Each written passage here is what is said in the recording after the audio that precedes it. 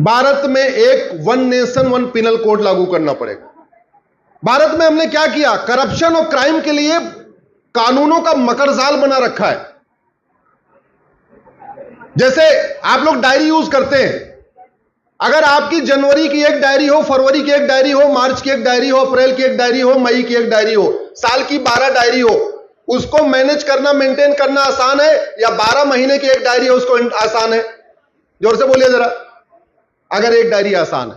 ऐसे ही जो हमने घूसखोरी का अलग कानून, जमाखोरी का अलग कानून, मिलावटखोरी का अलग कानून, कालाबाजारी अलग कानून, नशा तस्करी अलग कानून, मानव तस्करी अलग कानून, घुसपैठ अलग कानून, धर्मांतरण अलग कानून, ये अलग कानून, अवैध निर्माण अलग कानून, फलाने अलग कानून, ये जो 50 कानूनों का मकड़जाल बना रखा है, इसको मर्ज करके अगर one nation one penal code बना दे तो एफआईआर लिखना आसान हो जाएगा, जांच करना आसान हो जाएगा, वकील के लिए भी आसान हो जाएगा, जज के लिए भी आसान हो जाएगा, सबके लिए आसान हो जाएगा।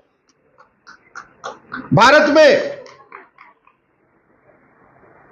अगर one nation one police code बना दे, आज की डेट में दिल्ली वाली पुलिस अलग तरीके से काम करती है, बंगाल वाली पुलिस ऐसा काम करती है कि एफआईआर लिखवाने के लिए संदेश खाली में हाईकोर्ट जाना पड़ता है, केरल वाली पुलिस बिल्कुल अलग तरीके से काम करती है, और आजकल यूपी में बाबा की पुलिस बिल्कुल अलग तरीके से काम कर रही है। यूपी की पुलिस अलग तरीके से काम करती होगी, आपको पता होगा ना, धड़ाधड़ बुलडोजर चलते हैं।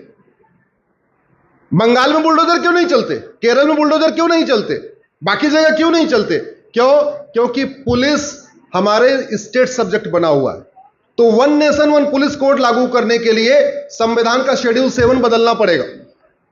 अब शेड्यूल 7 बदलना है तो आपको लोकसभा में 2/3 मेजॉरिटी चाहिए, राज्यसभा में 2/3 चाहिए। मान लीजिए वर्तमान जो सबसे बड़ी पार्टी है एनडीए, इसके पास राज्यसभा में 117 सांसद हैं, यानी सिंपल मेजॉरिटी से भी 4 कम है। दूसरा क्या तरीका है, लोकसभा और राज्यसभा की ज्वाइंट बैठक बुलाई जाए, उस ज्वाइंट बैठक में 521 सांसद कहें one nation one police code होना चाहिए। 521, तो राज्यसभा में 117 है, टोटल चाहिए 521, तो लोकसभा में कितना चाहिए? 521 माइनस 117 कितना हो गया? 404। तो अब की बार कितना चाहिए one nation one police code बनाने के लिए? जोर से बोलिए, 404। अब की बार, अरे वो अब की बार 400 पार तब होगा जब आप वोट करोगे, आपके दोस्त वोट करेंगे, आपके रिश्तेदार वोट करेंगे, आपके मोबाइल में जितने लोगों का कांटेक्ट है सबको एसएमएस करोगे, सबको फोन करोगे, सबको व्हाट्सएप पे मैसेज डालोगे, अपने फेसबुक पे लिखोगे, अपने ट्विटर पे लिखोगे, अपने इंस्टाग्राम पे लिखोगे, तब तो 400 पार होगा। 400 पार करने के लिए 80% वोटिंग चाहिए। 80% वोटिंग हो जाए 400 पार हो जाएगा। 400 पार हो जाएगा, one nation one police code भी बन जाएगा, one nation one penal code भी हो जाएगा। 400 पार करने के लिए झूठ को गंभीर अपराध बनाना पड़ेगा। हमारे देश में झूठ बोलना फ्रीडम ऑफ एक्सप्रेशन है। आर्टिकल 19 को पढ़ना, आर्टिकल 19 में बोलने की जो आजादी है उसमें कोई लिमिट है क्या? नहीं। आप झूठ बोलो वो भी फ्रीडम ऑफ स्पीच, और ईमानदारी से बोलो वो भी। तो क्या करना पड़ेगा? Freedom of speech subject to public order, health and morality, एक लिमिट लगाना पड़ेगा, यानी आर्टिकल 19 को बदलना पड़ेगा। तो झूठ को गंभीर अपराध बनाने के लिए आर्टिकल 19 को बदलना पड़ेगा। आर्टिकल 19 फंडामेंटल राइट है, फंडामेंटल राइट चेंज करने के लिए 2/3 बहुमत चाहिए होता है। 2/3 बहुमत के लिए राज्यसभा में 117 है, तो लोकसभा में कितना चाहिए? जोर से बोलिए आपकी बार। फ्रीडम ऑफ एसोसिएशन यानी संगठन बनाने का अधिकार आर्टिकल 19 से आता है। यह एकल अभियान भी आर्टिकल 19 के अंतर्गत बना हुआ है। अब संविधान सभा के सदस्यों ने यह तो सोचा था चलो कल को एकल अभियान बनेगा, लेकिन उन्होंने यह नहीं सोचा था कल को पीएफआई भी बन जाएगा। तो यह पीएफआई जो बना हुआ है, यह बनना चाहिए क्या?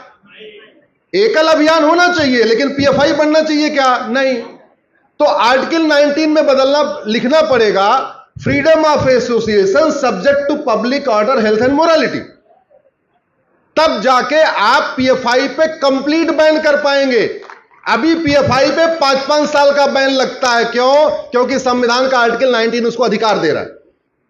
हम चाहते हैं देशद्रोही संगठन, भारत के खिलाफ संगठन जो जितने हैं उनको परमानेंट बैन हो जाए। वो बैन तभी लग सकता है जब आर्टिकल 19 में चेंज किया जाए। भारत में दुनिया के सारे देशों ने झूठ को पकड़ने के लिए, सामान्यतया अधिकांश एडवांस कंट्रीज ने झूठ पकड़ने के लिए narco polygraph brain mapping lab बना लिया।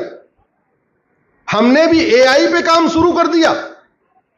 एआई में इतनी तरक्की हो रही है, लेकिन झूठ को पकड़ने के लिए नार्को पॉलीग्राफ ब्रेन मैपिंग कानून नहीं है और झूठ को पकड़ने के लिए narco polygraph brain mapping lab नहीं है।